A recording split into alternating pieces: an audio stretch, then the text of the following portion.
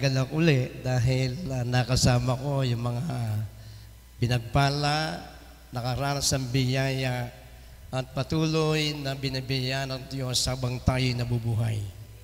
Amen? At sa oras na ito ay biyaya rin po na makatayo sa iyong harapan upang ipangaral ang katotohanan na tayong lahat 2,000 years ago ay dinideklara sa langit by the blood of Jesus through the power of the Holy Spirit na tayo'y nakaranas na ng biyaya ng Panginoon. Amen? Amen. Kaya sa oras na ito, patuloy tayong mag-aaral ng salita ng Diyos. At tama po yung sinabi ng ating bishop ay dapat tayo ho ay buong pusong nakikinig. Seryoso ho na makinig ng salita ng Panginoon. Amen? Bakit ho? Ang sabi ng Romans 10:17, now faith cometh by hearing, and hearing by the word of God. Ang pananampalataya ay dumarating sa puso ng tao sa pamagitan ng pakikinig ng salita ng Diyos. Amen? At ang pananampalataya ay susi upang ang ating mga dinideklara at pinaniniwalaan sa salita ng Diyos through faith. Dahil kanina ho, nagdeklara tayo buong puso na tayo naniniwala at nananampalataya sa salita ng Diyos. At through faith lang ho, ito'y magkakaroon ng kaganapan at magaganap ang lahat ng salita ng Diyos ayon sa ating pananampalataya. Ang sabi po ng Hebrews 11:1, now faith cometh by hearing, and hearing by the word of God. As Romans 10:17, ulit ko ho sa Hebrews chapter 11:1, now faith is the substance of things hoped for, the evidence of things not seen. Ngayon ho, ang tunay na pananampalataya, mga katibayan ng mga bagay na inaasahan natin sa mga bagay na hindi pa natin nakikita at ito'y nangyayari na naganap na. Ang ibig sabihin, lahat ng ating tinatayuan ng salita ng Diyos nasa biyaya ng Panginoon sa Ephesians chapter 2 verse 8 and 9. We are saved by grace through faith. Hindi pwede magkahiwalay. Ang pananampalataya dumarating sa atin, sabi ng salita ng Diyos, at ang biyaya, ang buong biyaya ng Panginoon natanggap natin through understanding the word of revelation by faith. Amen? Amen. Palakpakan ho natin si Lord. Kaya sa oras na ito, tayo humuli ay manalangin. Minamahal naming Diyos sa buhay, salamat minsan pa for this opportunity. Biyaya mo, Panginoon, na makatayo sa iyong mga pinagpala, iniligtas, Panginoon, nakaranas ng iba yung pabor ng Panginoon. At ako rin po'y nakaranas ng iyong pabor. Pagpalain mo yung salita by the power of the Holy Ghost, buksan ang patuloy naming pangunawa upang ang mga biyaya mo ay patuloy naming maunawaan at lagi naming maging bound sa buhay namin na kami lumakad na laging tagumpay, na walang condemnation, walang judgmental spirit, walang criticism, kung hindi biyaya, awa at habag ng Diyos, sapagkat we are only living by the grace of the Lord. Ako na gagamitin mo, I can stand before you and before the people because of your grace. Palakpakan natin si Lord. Amen? Yun hong malakas na palakpak sa Panginoon. Ako ho ay natutuwa dahil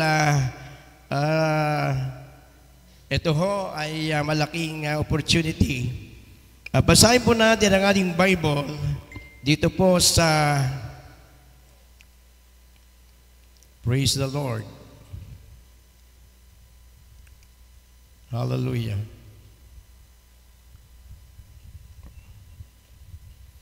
Ang pag-uusapan po natin ngayon, para maunawaan po natin, the difference between grace and mercy. Mercy po, sa isang translation, that is compassion. Sabi natin mercy and compassion. Ano ho ang kaibahan ng biyaya sa kahabagan? Amen? Marami sa Biblia nakaranas ng kahabagan. At ito po ang ating pag-uusapan. Praise be the name of the Lord. So, mercy is the act of withholding deserved punishment while grace is the act of endowing unmerited favor in His mercy. God does not give us punishment we deserve. Namely, hell with His grace, God give us the gift we do not deserve. Namely, ang ibig pong sabihin, ang kahabagan, ito diretso na tayo, yung kahabagan ay malaking pagkakaiba doon sa biyaya. Ang kahabagan sa, mamaya pag-usapan natin sa Greek word, sabi po rito, praise be the name of the Lord. Palakpakan muna huli natin si Lord. The Hebrew, sa Hebrew po, yung compassion ay translated compassion, a bare or border meaning such to show pity, to love, and to show mercy. Sa Hebrew word po, ito ay rakchun. And Greek word is splans nisomai. Ibig sabihin, kapag ako ay may compassion sa taong ito, ay nagtutulak sa aking puso na abutin ko siya at ibigay yung kanyang pangangailangan. Amen. Dahil ako ay naawa sa kanya. Amen? Amen. Palakpakan natin si Lord. Dahil ako'y punong-puno ng awa, siya ay karapat-dapat na bigyan ko dahil siya ay kawawa. That is compassion and mercy. Nakuha niyo po yun. Meron pong isang talata sa Bible na demonstration. Mamaya marami akong ibibigay na demonstration. Doon sa Mark chapter 1, verse 41, may isang taong lalaking may leprosy. Do you remember? Ang taong may ketong ay hopeless, walang pag-asa, kasi marumi. Ang taong may ketong ay outcast. Ang taong may ketong ay marumi. Una, hopeless. Pangalawa, outcast. Pangatlo ay marumi. Pag sinabing hopeless, walang kapag-asa, sobrang kawawa. He needs mercy and compassion from somebody. Amen ba? Hopeless. Kaya maraming tao mga hopeless, kaya nakakaawa. Even ikaw, pwede mo rin siyang kaawaan in your own capacity. Nakuha niyo po yun. At yung tinatawag na outcast, ito yung sinisingle out kasi napakarami ng taong may ketong. Hindi siya sinasama sa karamihan kasi outcast. Pero may puso rin siya na nangangailangan ng affection at ng recognition, acknowledgement. Kaya yung taong may ketong na ito, walang pag-asa, outcast siya, ay sobra talagang kawawa. Amen. At pangatlo, marumi. At dito papasok, marumi yung taong may ketong. Nakuha niyo po yung istorya. Sabi ng Bible, and Jesus, when this leper, nung ang taong may ketong ito, ay nagmakaawa. Sabi ganon, he was just begging, nagmamakaawa. Sa inyo sabihin nyo nagmamakaawa. Nagmamakaawa dahil he heard about Jesus. Nung nagmamakaawa siya ay lumulot nagmamakaawa. And Jesus, He was walking with compassion. Siya ay naglalakad ng punong-puno ng kahabagan. And praise the Lord, all of a sudden, He stretched forth His hand. Dahil sa kanyang awa at habag. Iba po yung biyaya. Okay na?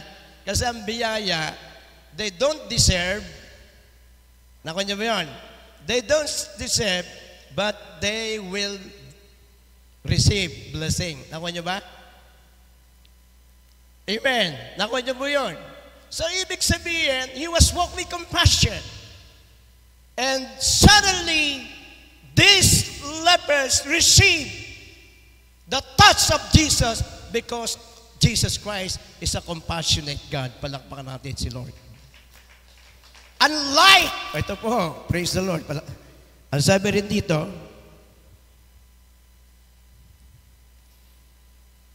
What is the Greek word to compassion? Meron dito, is from the Greek root word which mean move with love the deepest part of person.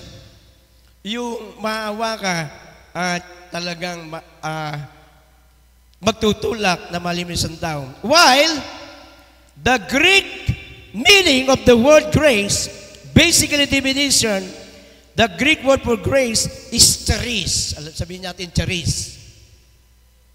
Parang inaantok pa tayo ha. Charis! Charito, charis. Ang sabi rito ay meaning of charis, and word for grace, the basic is simply non-meritorious or unlearned favor, unlearned gift, a favor of blessing, bestows as gift freely and never as merit for work performed.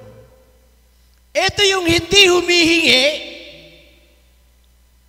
They don't have any performance, but because Jesus is the grace, because grace is unmerited favor, we are not deserved to receive healings, deliverance, and especially salvation.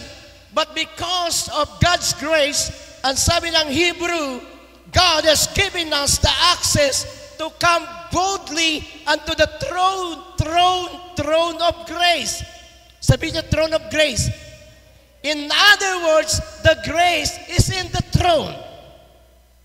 Amen. The grace is in the throne.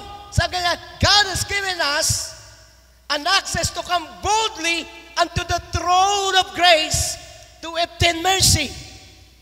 Ibig sabihin by grace, the Lord Jesus Christ, the grace, we will obtain mercy because we are not deserving and we do not deserve from anything special salvation, but because of grace, we receive the unmerited favor of God. Palakpakan natin sa Lord. Palakpakan natin sa Lord. Kaya, ang gagawin pala natin, kung tayo'y kinain ng grace, na internalize tayo ng grace, we don't need to do something, but all we need, ang gagawin lang natin, just to claim and confess and receive the favor of God. Amen. Not only the favor of man, but the favor of God, the unmerited move of God, that when Jesus Christ died on the cross, everything has been done. It is finished. Ibig sabihin, every provision, every blessing, as far as security is concerned, as far as financial is concerned, as far as healing is concerned, and all concern of your life, you do not need to be struggle. You do not need to force yourself and pressuring yourself just to beg and beg to the Lord. But all we have to do is stand before God and claim, and thank you, Lord, it is finished. You have done and you have gave everything to me. Nawatan nyo ho. Sige, palakpakan natin si Lord. Ngayon, meron din the English word grace is from the Latin gratia, meaning favor, charm, of thanks, gratia, derived from gratus, meaning free, ready, quick, willing, from Webster. Ibig sabihin, yung nga sinabi ko sa kanina. Sa Latin, ito yung, you don't need to do something, you don't need like beggar, asking and asking. But because it's done already, naganap na, ang gagawin lang, lalakaran lang natin, paniniwalaan natin, kung ano ang sinabi lahat ng salita ng Diyos, lahat ay para sa atin. Amen ba? Amen. Praise the Lord. Ngayon, 3 bagay ang ibibigay ko sa inyo. Kasi, alam kong meron tayong talagang kaalaman. Example, makikita natin, lagyan natin ng, kasi, the grace and mercy, the Greek word for mercy, alam na natin kanina, And while grace is not endowing unmerited favor of His mercy, God does not give us the punishment if we deserve. Ibig sabihin, ang biyaya ng Diyos ay hindi siya lagi nakapokus sa punishment, sa curse, kundi favor at blessing. Amen. And if we remember, merong pinagaling si Jesus. Pinagaling niya during the time of law. Kasi under the law siya noon eh. Hindi pa siya namamatay sa krus ng Kalbaryo. And he was so very obedient to practice the law. Di ba? Nakuha niyo ba yun? But, makita natin ganon, because he fulfilled the law, ginawa niya ng lahat. Ang example dito, meron taong may sakit sa panahon ng pamamahinga. He break the nature of the law, and that undeserved person received the healing. That's grace. Kasi he broke and he break the law. Amen. Hindi pwedeng, ay, huwag mong gagawin yan. Hindi dapat yan kasi ganito. No boundary of no don'ts and whatever. Kaya ang grace lang makikita natin, we will do great and we will do good and we will perfectly doing the will of the Lord because we are all recipient already the grace of God. Narito tayo dahil nagpapasalamat ng buong puso dahil sa biyaya ng Diyos na ating natanggap. Amen? Amen. Praise be the name of the Lord. So, palakpakan ulit natin sa Lord. Ngayon tatlong bagay. May example po of God's mercy. Sa Bible unang-una, sabi nila, doon sa Old Testament, wala namang grace. Sabi ko sa inyo dati, from eternity to eternity, naroon na yung grace. Nung nagpatay ng hayop si God, naroon na yung grace. O example, si David, before na siya maging God's after own hearts, anong nangyari? Di ba, nagkamali naman sila? Nagkasala si David. But God didn't focus doon sa failure. He executed His grace. Na instead na siya ay maging wicked sa harapan ng Diyos, he has heart, God's after own hearts. Nakuha niyo yun? Ibig sabihin, ang Diyos, hindi nakatingin sa pagkakamali mo. Hindi siya lagi nakatingin doon sa mga failures mo.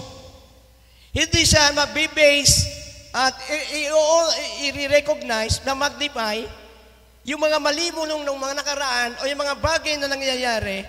It's not just focusing. Kundi ang malaga sa Kanya, may pour out yung pagmamahal niya because of finished work of Christ na ginawa na yon dapat mangyari at ito'y nangyayari until such time na kunin na tayo ng Diyos doon sa throne of grace. Amen ba? So maraming nagkasala sa panahon ng Old Testament. Amen? Si Sarah, Jacob, a cheater. Si Moses, si Rahab, prostitute. Just imagine. If we would study the genealogy of Christ, si Christ from prostitute woman. Di ba? God the Father did not condemn or even God the Father placed and executed the grace doon po lang sa Old Testament na ang taong nagkamali, hindi na roon nakapokus ang Diyos because of God's favor. Nakapokus siya sa promotion, sa blessing, at hindi siya nakapokus sa mali ng isang tao kung hindi grace abound. Kaya sabi ganoon, the grace of God is sufficient, more than enough. Wala ka nang masasabi. So, amen ba? Parang hindi yata kayo. Gising ho ba kayo? So, amen ba? Praise the Lord. At dito rin po sa, praise God, Sa New Testament, makita natin, yun na nga, example of God's grace. So, example of God's way, the New Testament, o si Mary Magdalene, di ba? He received. She was one of the recipient of God's grace. Jesus did not condemn her. Because grace is absent of condemnation. Anong sinabi? Di ba? Jesus break the law of judgment. Kasi ang nagkasala sa panahon na yon, na pangangalo niya ay papatayin, babatuhin, what Christ did. Sinabi ba na Christ, sige batas. Kasi the law of God, the law and the commandments, galing sa Diyos yun, kay 10 commandments, maraming commandments eh. But He break. Naawatan niyo ho. Bagay si Mary Magdalene, one of the recipient of God's grace. Palakpakan natin si Lord. Come on, palakpakan natin na malakas si Lord. Yes, Lord, hallelujah. Now, praise the Lord.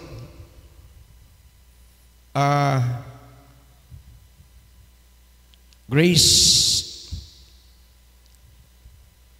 Tatlong bagay ang iwanan. Responding to God's grace and mercy. Paano ba tayo magre-response? Just like this, David. So, there are many testimony in the Bible. Sa New Testament, dalawa, they receive the compassion of God, pero na-receive din nila yung grace. Amen. Ang ibig sabihin ko nga kanina, kagaya ng taong may ketong, na-receive niya ang kagalingan because naawa sa kanya si Lord. Kasi dapat talagang kaawaan yun. Unlike in favor, wala siyang dapat, hindi siya karapat-dapat, hindi siya dapat kaawaan. Because favor is just, it was done already ni Christ. Whatever situation we have, in the past, in the present, the future, ano mangyayari sitwasyon, si Jesus, ang Father God, lagi nakatingin doon sa finished work of Christ. Amen. Yung ginawa niya, it's already finished. Amen. Now, three things that dapat yung response natin sa grace and mercy. Praise the Lord. Praise the Lord. Number one, acknowledge our need for grace and mercy. To embrace the mercy and grace of God, we need humility. The humility is an act of acknowledgement that we receive grace and we are humbling, tayo nagpapakumbaba dahil natanggap na natin ang biyaya ng Diyos. I mean, ang ibig sabihin, acknowledge our need to grace and mercy. Yung bang, kapag lumapit ka sa Diyos, yung biyaya, ay alam mong matatanggap mo yung mga bagay by faith. Dahil sabi ko nga, paulit-ulit ka, dahil nagre-response ka doon sa ginawa ni Kristo sa krus ng Kalbaryo. And it was all package. Sabihin nyo package. Package na, kaya ang response mo lang, ang sabi rito, i-acknowledge mo lang lagi. Huwag kang pabago-bago. Wala kang doubt, wala kang fear na yung ginawa ni Kristo sa krus ay biyaya ng Diyos sa atin. Amen? Amen. So, ngayon, yung compassion, that is the nature and attribute of God. And it was being created because God is love. Amen. And Diyos ay pag-ibig. Which yung grace, it was done at the cross. Comes from the throne, the person of Jesus Christ. Nakuha niyo ba? Amen? Amen. That was the difference.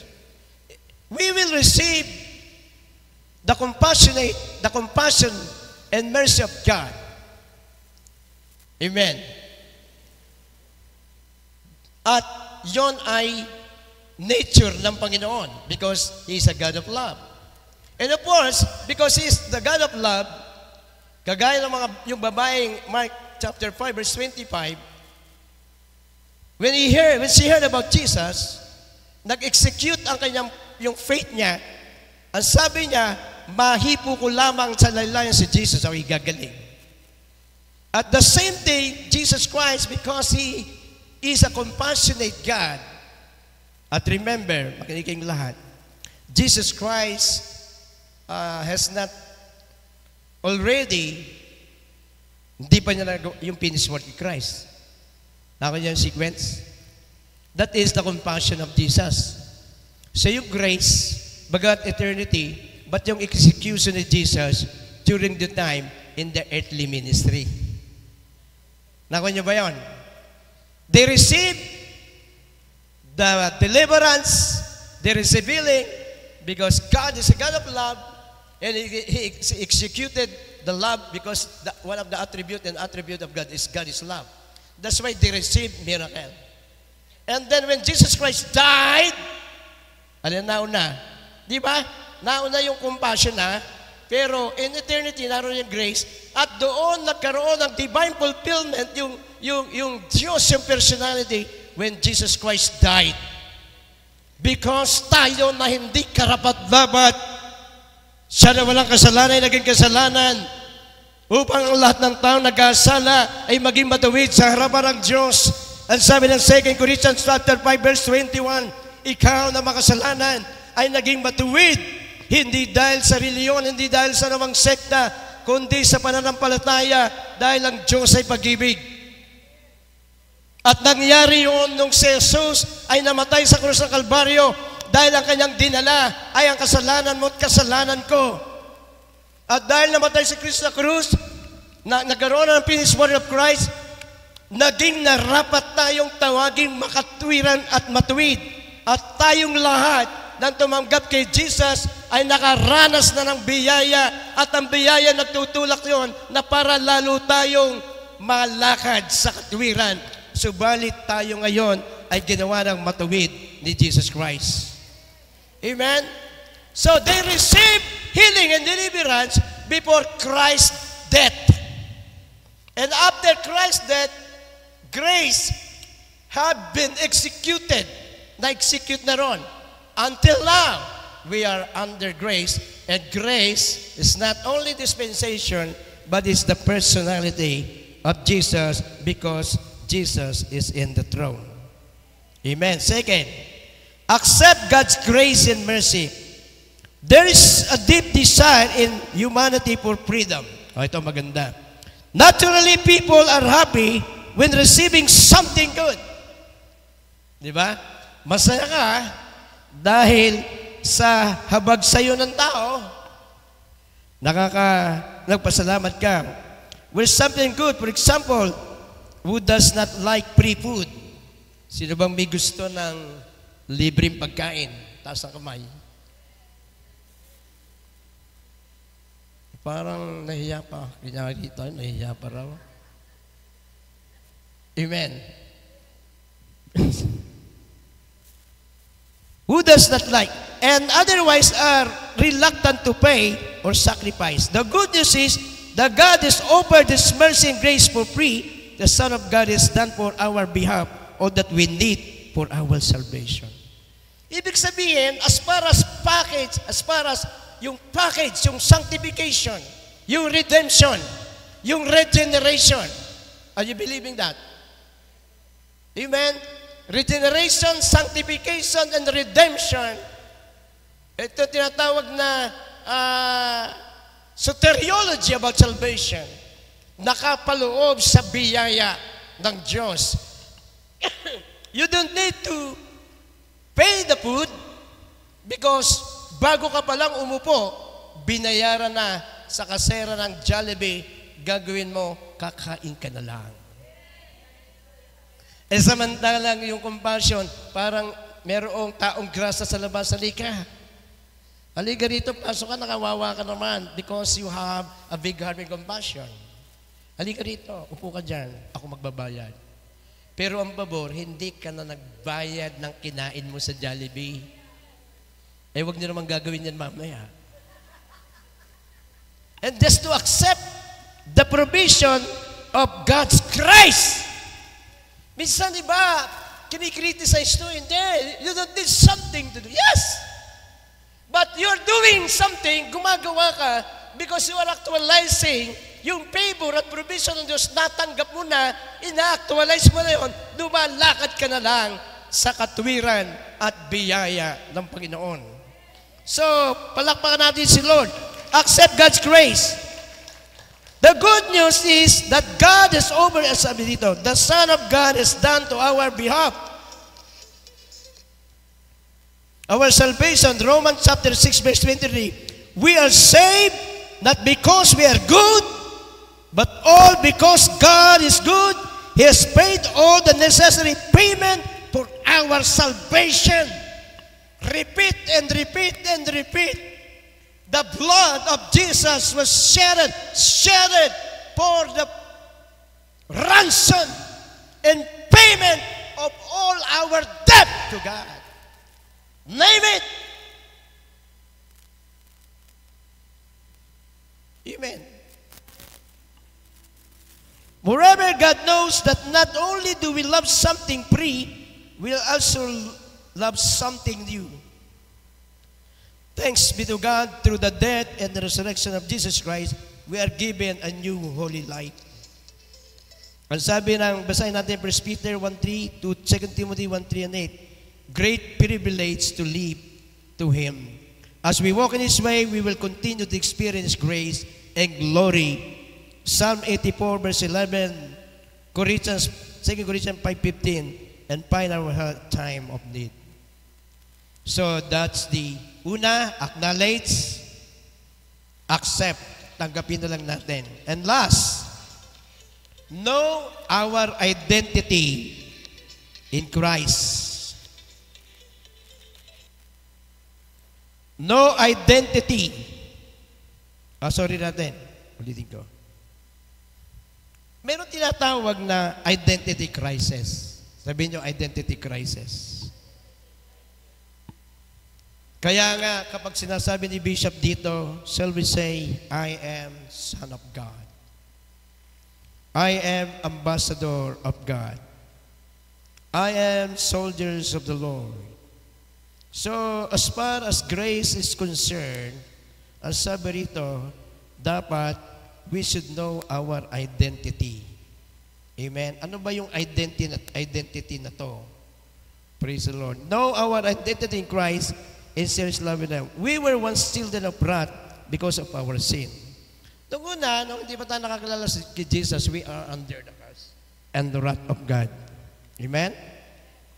But now, we are no longer under the wrath of God.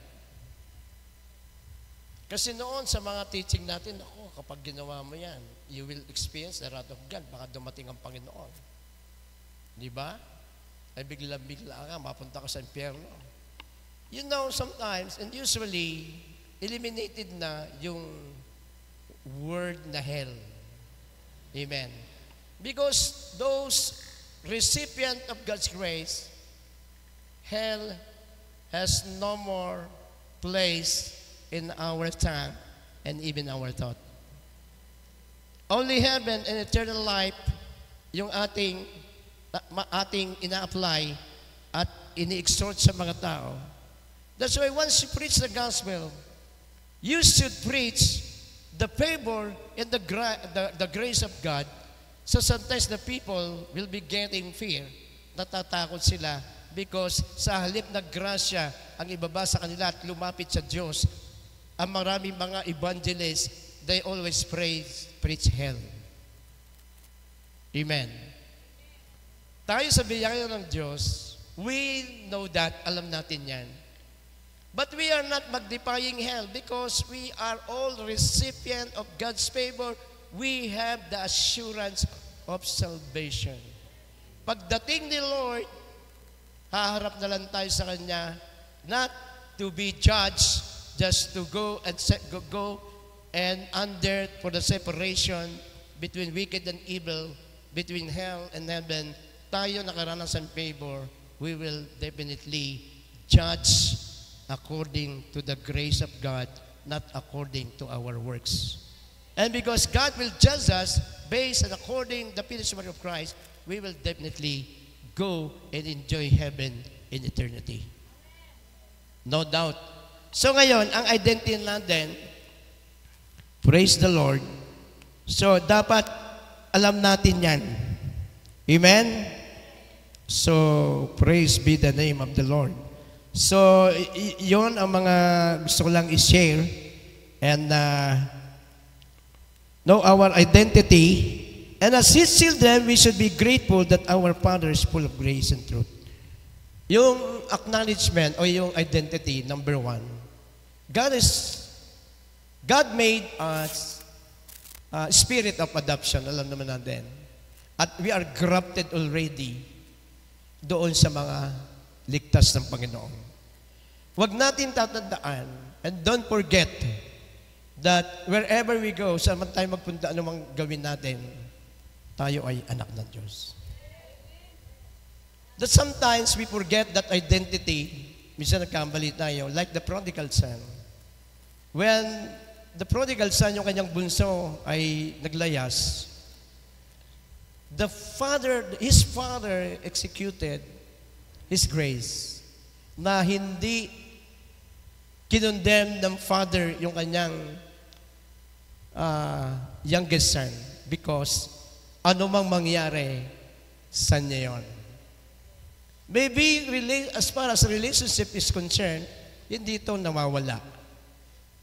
Pero yung communication, maybe it will be getting lost. Like the prodigal son. But it's still identity ng son.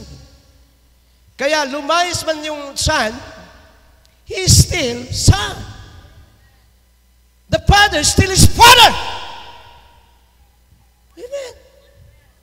And when this youngest son realized that he was wrong, sabi niya, babalik ako, nagkaroon realization. Pangalawa, meron siyang 3R realization, return back, and repent. And when this youngest bumalik sa kanya, the father was always waiting for him. Not to judge him, not to change his status, hindi na kita anak. Kasi lumayas ka, wala ka na, kinuha mo ng lahat, he's still son. Ennoble us, whatever happened, still we are sons and daughters of God. We should always acknowledge, nawawala na sana puputol ang komunikasyon. But because of God's favor, still, why? It was already validated. It was already sealed by the blood of Jesus to the working power of the Holy Spirit that we are sons and daughters.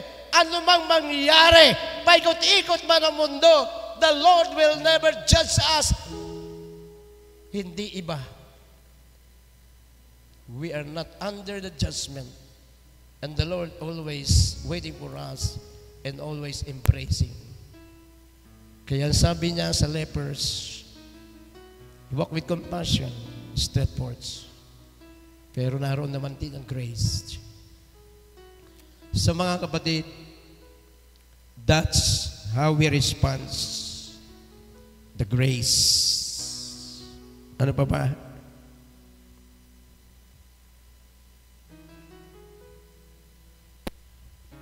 His love for granted, we must grow in our relationship with Him to know and love Him. His desire is to us to have mercy in others. The Lord had planted the seed of love. Sabi rin dito, praise the Lord. Let us therefore, as God's chosen and beloved people, continue to do and claim and practice and share the grace of the Lord. Sa mga kapatid, this is one thing naunawaan nyo sa madaling konti. We are not, hindi tayo ngayong hapong ito magpapatiluhod sa Diyos at magmamakaawa. Sabi nga noon doon sa Gentiles women, yung tinapay ay para sa atin. Hindi para sa ibang tao. We do not need to beg. Just claim it. Get it. Because it is part of God's favor. Sa buong buhay natin, don't get stress. Don't get pressure. Don't get worries. Live with freedom. Freedom from condemnation, freedom from sin, freedom from any kinds of curses, any kinds of condemnation and judgment. We are all children of God. Hindi nawawala yun. Sa iba, nawawala yan. Ito, malikod ka na. Sino rito yung anak na nag-stowaway, yung magulang nag-stowaway yung anak? Noong nag-stowaway ba anak mo, hindi mo na anak yun? No. This is our identity. Tumayo po tayong lahat. And let's pray. We will come to the Lord not because we want to, hindi natin yung pity of the Lord, yung compassion. Kasi napaloob na sa grace eh. Amen. Ulitin ko, one of the attributes of God is compassionate, amen, and merciful. Amen. But the grace is the person which nilakaran nyo na sa krus ng Kalbaryo. At ang gagawin na lang natin, let us believe, accept, acknowledge. Let's worship the Lord. Umawit nga tayo nun. About grace, meron ba tayong awit na gano'n? Sa oras na ito, ano bang kailangan natin? We don't need to beg. All we have to do is just worship by grace. Patapang pagbukulan ng haba at wakas mo pagsinta. Habang walang kakayanan, Taas pa natin ating kamay. Let's rejoice. All we have to do is to rejoice, a season of rejoicing. Yung mga nanay, receive your healing. Not you are begging for your healing, but this is your provision of God's grace. One of the parts of the finished work of Christ is your healing, your deliverance. ng katarungan at katwiran na kahit Amen. Like di na bahira. we are not homeless like this leper. Amen. We are not outcasts anymore. Salamat We are not sa dirty anymore. biyayang We have hope. o Diyos ng In the finish of Christ, pag-ibig we receive hope mas and the blessed hope. And when Jesus Christ will come down, and everyone will take it away, and we are not outcasts, you are very special. You are somebody. You are not nobody. You are somebody. You are not nothing. You are something. You are not, hallelujah, nobody, but you are somebody. You are not dirty anymore, like this leper. And we don't need to beg, because Jesus Christ did all everything. It's time. Anong kailangan mo sa Diyos? Healing, deliverance, claim it. Pinirmahan na ni Lord ang lahat. When Jesus Christ died, Jesus did and done the testament of Jesus, that you are no longer under the law, under condemnation. Jesus made the testament that everything, na lahat ng bagay ay sa ating lahat. Because you have the authority as a son and daughter. Pinirmahan na ng blood ni Jesus ang minana mo at ang inheritance mo. Kunin mo na lang, permado na ng blood ni Jesus at testamento ng lahat ng bagay na sa Ama ay sa ating lahat because of the shedding blood of Jesus. Your healing has been already, hallelujah, signed and stated in the Testament that you are totally healed.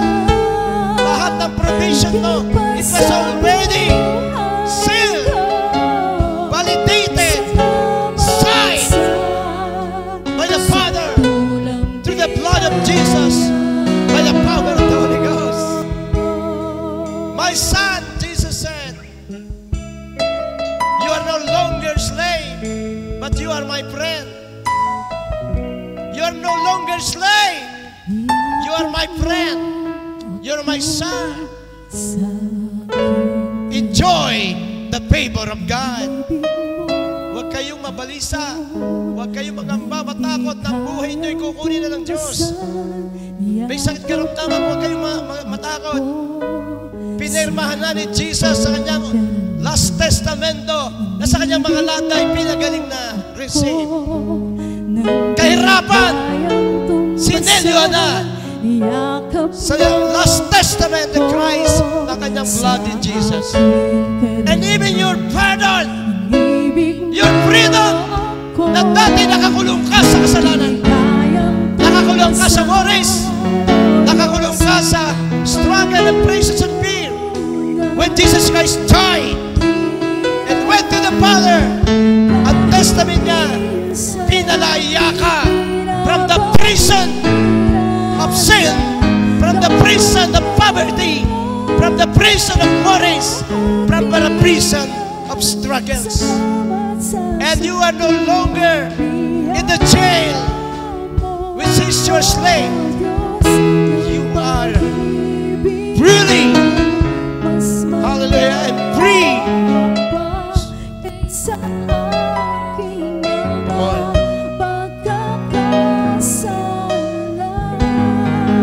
Many people are begging because they do not know what is favor. Many people are begging. They want the mercy, but we don't need. Ang kailangan natin, i-declare lang. Tapos sabihin natin, Panginoon, salamat sa testamento ng Bagong Testamento na pinirmahan ng iyong banal na dugo na kami pinalaya mo na sa lahat ng kulungan ng aming buhay. Kulungan sa kahirapan. Kulungan sa kahihiyan. Kulungan sa sakit karamdaman. Kulungan na kami ay nasa ilalim ng kondemnasyon. Dahil kami ginawa mong anak, pinalaya mo na kami. At lahat ng sayo, bilang yung mga anak, ay hindi na kami magmamakaawa kung hindi kukunin na lang namin. Sinabi mo sa Hebreo, binigyan mo kami ng access to come boldly unto the throne of grace, to the throne of grace, to obtain mercy. Taas natin ang ating kanang kamay. Sabihin natin, I receive my provision. I claim my healing. I claim my financial blessing. I claim peace. I claim joy. Because I'm living by grace. And because of the finished work of Christ, everything has completed. Because Jesus Christ is more than enough. His grace is sufficient for me. I am healed. I'm victorious. I am anointed. I'm supernaturally blessed. I'm highly favored. I'm the Son of God. I'm joint heirs of Christ. I'm the lightness of this world. In Jesus' mighty name. In Jesus' mighty name. Amen. Amen. Sabihin natin, ako'y nakalaya na Ako'y kalaya na. sa condemnation. Lahat ng sa Panginoon Lahat ng sa Panginoon ay nasa akin na. ay nasa akin na.